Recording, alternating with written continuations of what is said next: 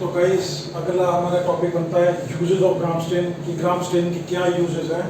ये आप जो मैंने लिस्ट की हैं इन यूजेस को आप लिस्ट कर सकते हैं। सो फर्स्ट और फॉरमोस्ट इम्पोर्टेंट यूज क्या है ग्राम स्टेन का कि ये डिफरेंशिएट कर देता है किसमें, gram positive and gram negative के अंदर। सेकंड यूज कर सकते हैं आप for identification of bacteria from culture. अब मान लीजिए कि आपने कोई कल्चर लगाया उसमें कॉलोनी आ गई, अब आप उसके बाद ग्राम स्टेन कर सकते हैं। अगर आपको ये पता चल जाए कि कॉलोनी जो है आपका ऑर्गेनिज्म जो ग्राम पॉजिटिव है, तो क्योंकि कुछ टेस्ट ग्राम पॉजिटिव के लिए होते हैं, ऑर्गेनिजम्स के लिए होते हैं, कुछ टेस्ट ग्राम नेगेटिव के लिए होते हैं। तो अगर आपको ये पता चल जाए कि ग्राम पॉजिटिव है कि ग्राम नेगेटिव है, तो आप उस तरीके से आप फर्दर टेस्ट लगा सकते हैं। तो for identification of bacteria from culture ये यूज है। Then to start empirical therapy, ये बड़ा इंपॉर्टेंट फंक्शन है इसका। एम्पिरिकल थेरेपी में क्या है कि पेशेंट के सैंपल कई बार डॉक्टर डायरेक्ट भेज देते हैं, तो ग्राम स्टेन क्या आपका अर्ली ये बता देता है। अगर आपको ये पता चल जाए ग्राम पॉजिटिव ऑर्गेनिज्म है ग्राम नेगेटिव, तो डॉक्टर उस हिसाब से ब्रॉड स्पेक्ट्रम में एम्पिरिकल थेरेपी चालू मतलब ग्राम पॉजिटिव ऑर्गेनिज्म निकल जाए, तो डॉक्टर जो थेरेपी है वो ग्राम पॉजिटिव ऑर्गेनिज्म को दिमाग में रखकर चालू कर सकता है। तो for early initiation of the therapy आप ग्राम स्टेन का यूज कर सकते हैं, क्योंकि कल्चर अगर लग कर आएगा तो कई बार रिपोर्ट्स आने में आपको 48 से 72 घंटे लग जाते हैं। बट ग्राम स्टेन वहीं पर आपको आधे घंटे के अंदर आप सैंपल भेजिए और आधे घंटे के अंदर आप early initiation of antibiotic therapy कर सकते हैं। फॉर फास्टिडियस ऑर्गेनिज्म लाइक अब हीमोफिलस जैसे ऑर्गेनिज्म है वो कल्चर के ऊपर बड़े स्लो ग्रो करते हैं, वीक के बाद कॉलोनीज आती हैं, तो उस वीक के बाद कॉलोनी आती हैं। तो अगर आपको ग्राम स्टेन करें और उसके अंदर आपको हीमोफिलस को आइडेंटिफाई हो जा रहा है, तो अर्ली प्रिजम्पटिव आइडेंटिफाई यहाँ पर प्रूफ नहीं हुआ है बट प्रिजम्पटिव आइडेंटिफिकेशन आपको मिल रही है, तो आप उस हिसाब से ट्रीटमेंट कर सकते हैं। Similarly for anaerobic organism like clostridiums जो कि रूटीनली ग्रो नहीं करते हैं आपके जो कल्चर मीडियाज हैं, तो अगर आ सकता है तो आप अगर आपको एनारोबिक ऑर्गेनिज्म या फिर क्लोस्ट्रीडियम जैसा मॉर्फोलॉजी दिखाई दे रही है ग्राम स्टेन के अंदर, तो आप एनारोबिक कल्चर की तरफ जा सकते हैं ताकि जो कल्चर है वो जल्दी आपको result they they. Last is east identification. अब ईस्ट के अंदर जो जनरली कॉमनली होते हैं कैंडिडा एंड क्रिप्टोकोकस, ये भी क्योंकि ये ग्राम स्टेन के ऊपर ग्राम पॉजिटिव मिलते हैं तो आप इनके ऊपर भी कमेंट कर सकते हैं।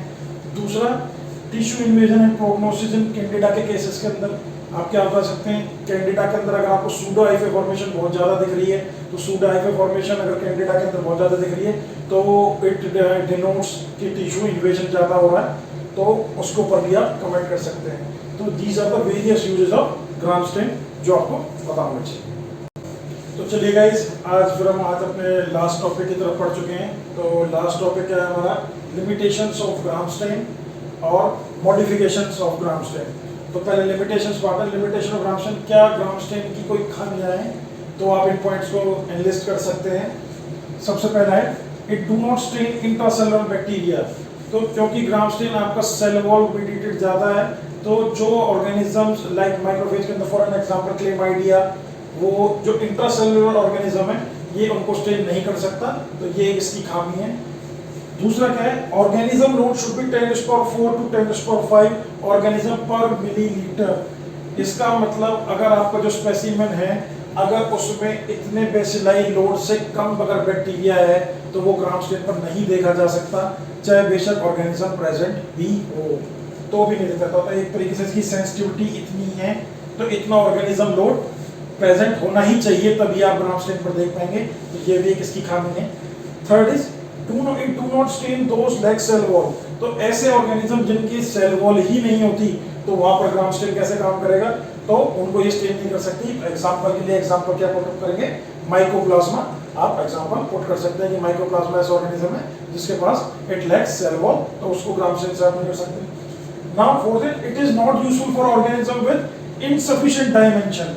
इनसफिशिएंट डायमेंशन का मतलब है कि जो आप लाइट माइक्रोस्कोप पे देख ही ना सके, जिनको 100x की पावर पे आप देख ही ना सकें, तो आप उनको देख ही नहीं सकते, तो आप ग्राम स्टेन करेंगे भी तो उनका कोई फायदा नहीं है। तो फॉर एन एग्जांपल आपके स्पाइरोकीट्स, तो स्पाइरोकीट्स का एग्जांपल पुट कर सकते हैं। तो ये कुछ खामियां हैं, लिमिटेशंस है ग्राम स्टेन की जो आप एनालिस्ट कर सकते हैं। आज का लास्ट टॉपिक है मॉडिफिकेशन ऑफ ग्राम स्टेन।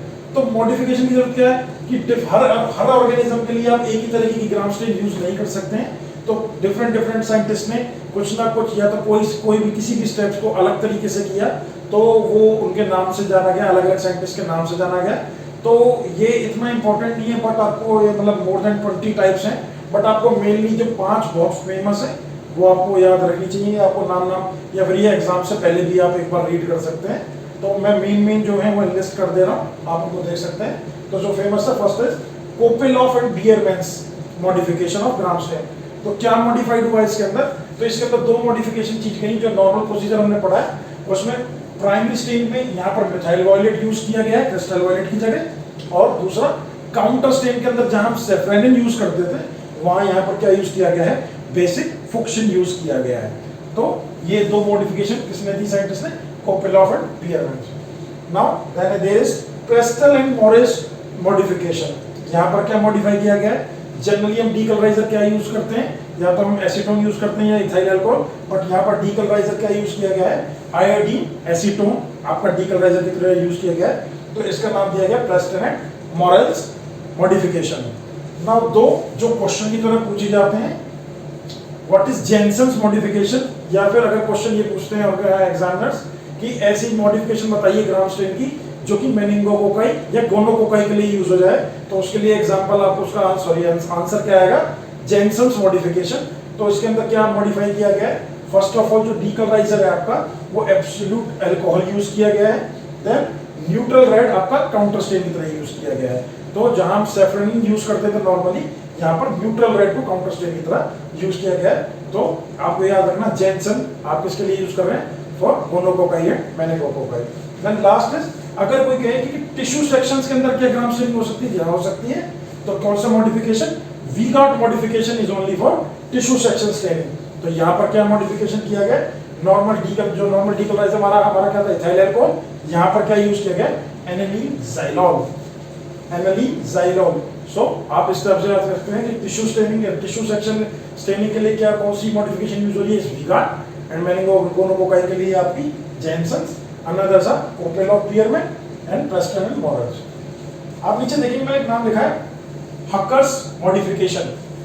तो एग्जामिनर अगर क्वेश्चन ये आ जाता है कि आज की डेट में जो आप अपने लैब्स के अंदर ग्राम स्टेनिंग कर रहे हैं वो क्या रियल ग्राम स्टेनिंग है या फिर कोई मॉडिफिकेशन है? तो क्योंकि जब हमने पढ़ा था कि रियल ग्राम स्टेनिंग जो कि आपकी सर हेनरी क्रिस्टिन ग्राम ने दी थी तो उसने 4 स्टेप तो दिया ही नहीं था। तो आपको आंसर यही करना है जो आज हम लैब के अंदर यूज करते हैं वो एक एक्चुअली एक मॉडिफिकेशन है और उसका नाम क्या है?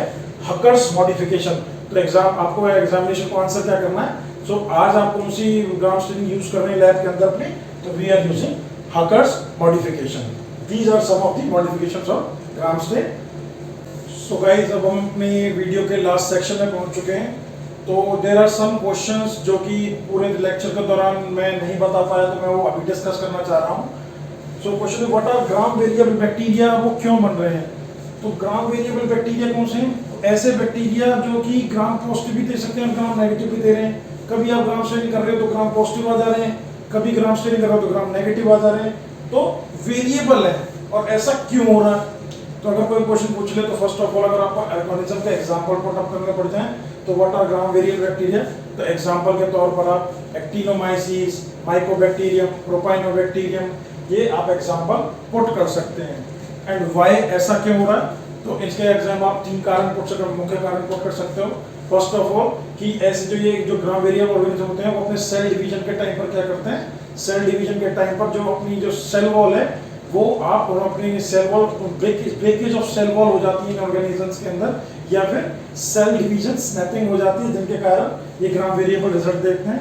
दूसरा मुख्य कारण है ग्राम वेरिएबल हो जाने का एजिंग ऑफ द कल्चर। मतलब ऐसे कल्चर आपने कल्चर प्लेट लगाई और वो काफी दिनों तक उसको पड़े हुए, 2 महीने हो गए, 3 महीने हो गए, सेल्स बार बार डिवाइड हो चुके हैं। तो बार बार जब सेल डिवाइड होते हैं, नए डॉटर सेल्स बनते हैं, तो वो अपनी सेल वॉल की जो आपकी जो इनहेरेंट कैरेक्टरिस्टिक्स होती हैं उनको मेंटेन नहीं कर पाते। तो उन केसेस के अंदर वो आपके ग्राम वेरिएबल रिजल्ट देख सकते हैं। और थर्ड है आपका कि जब आप हीट वाला स्टेप करते हैं, हीट फिक्स वाला स्टेप करते हैं, वहां पर आप ओवर हीट कर दें, तो मैंने अब स्टार्टिंग में बताया था ऐसे कंडीशन के अंदर भी उनकी ग्राम प्रॉपर्टी जो है वो चेंज हो सकती है। तो ये क्वेश्चन आपसे पूछा जा सकता है what are gram variable bacteria और ऐसा वो क्यों हो रहे हैं। Now why mycobacterium does not stain with gram stain. तो जनरली क्वेश्चन हो सकता है कि भैया आपने ग्राम स्टेन से ग्राम पॉजिटिव ग्राम नेगेटिव तो कर लिया, बट आप माइकोबैक्टीरियम के ऊपर कमेंट कीजिए कि भाई वो क्यों नहीं हो रहा ग्राम स्टेन से। तो यहाँ पर आप एग्जाम आंसर कर सकते हैं कि जो माइकोबैक्टीरियम है उसकी सेल वॉल के अंदर आप देखेंगे तो एक फैटी एसिड है जिसका नाम माइकोलिक एसिड है, एंड माइकोलिक एसिड के अंदर एक प्रॉपर्टी होती है कि वो डाइज से स्टेन जो होता है बहुत रेजिस्ट करता है। तो जो डाइज हम यहाँ पर यूज कर रहे हैं ग्राम स्टेन के अंदर, वो दोनों ही डाइज को रेजिस्ट करता है। दैट इज वाई वो स्टेन ही नहीं हो पाता है, माइकोबैक्टीरियम स्टेन ही नहीं ले पाता है ग्राम स्टेन को। तो आपको आंसर इस तरीके से करना है, इस in condition due to its waxy coating of the cell wall of mycobacterium it does not take stain with it does not stain with gram stain. तो ये आपको आंसर करना है। Now third is what are the ideal features of the Gram stain mean, कि कैसी दिखनी चाहिए। तो वहां पर आप आंसर कर सकते हैं, first of all it should be oval inside. तो क्या आप आंसर कर सकते हैं, एक 50 पैसे के कॉइन के बराबर आपकी स्मीयर बीच में होनी चाहिए, या फिर आप 15 mm डायमीटर बोल सकते हैं। और सेकंड पॉइंट आप क्या बोल सकते हैं, your smear should not be too thick and too thin, ना ही ज्यादा थिक होनी चाहिए ना ही ज्यादा थिन होनी चाहिए, क्योंकि बहुत ज्यादा थिक हो जाएगी तो डीकलराइजेशन नहीं हो पाएगा, थिन होगा तो बहुत जल्दी से डीकलराइजेशन हो जाएगा। तो फिर क्वेश्चन आ सकता है कि आप कैसे पहचानेंगे कि बहुत ना ही टू थिक है ना ही टू थिन है।